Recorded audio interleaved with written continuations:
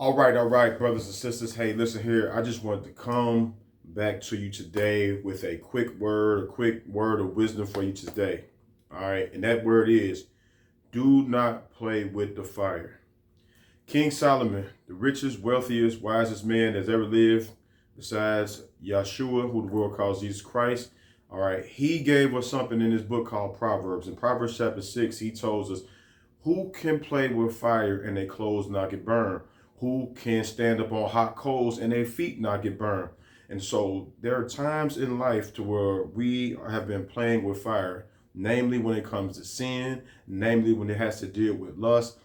We find ourselves trying to flirt or trying to get as close to, a thing without fully all the way engaging in it. And what happened is we ended up deceiving ourselves. All right. So I want to tell you all today, there are plenty of times in my earlier life, and even sometimes after coming into the ways of the Most High, to where I felt like I was able to get around the fire. I felt like I was able to get into situations that I will go away and not be, bothered or burned, if you will. And I deceived myself on so many different times, dealing with women, thinking I could just get into the vicinity with them, and then only to have to ask the Most High to forgive me when it was all said and done. I know some of you all out there can relate to that. Some of you women over there, you felt like, you can get close to this man and you could have these in conversations and even be behind the scenes in certain places, but you ended up falling. And so I'm trying to tell you all today, all right, it is not worth it. Stay away from the fire. Even getting too close to the fire, the residue of the flames can ignite and it can spark, and you could be ablaze just by that. All right, you have to look at the whole thing.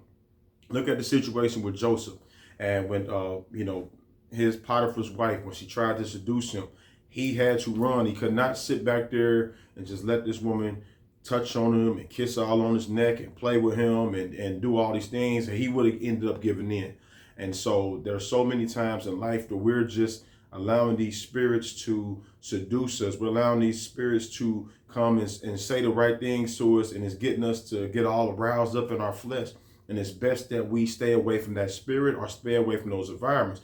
There are even places now that I cannot go because there may have been a waitress or it may have been someone in there that had an immense desire to want me, all right, in a fleshly way. And I know that, okay, if I keep going back to that place, the chances of me falling are going to increase. And so because I do not want to fall, I need to stay away from this environment altogether. And this is the word that I'm trying to share with you all today. If you see yourself being in a space and you see yourself getting weaker over time, all right, stay away from environments. Stay away from people that have seducing spirits, because, if you faint in the day of adversity, that shows you that your strength is really small. So that's the word for the day. Stop playing with the fire. If you continue to play with the fire, you are going to get burned. And that fire, that lust, that sensation that rises up in all of us.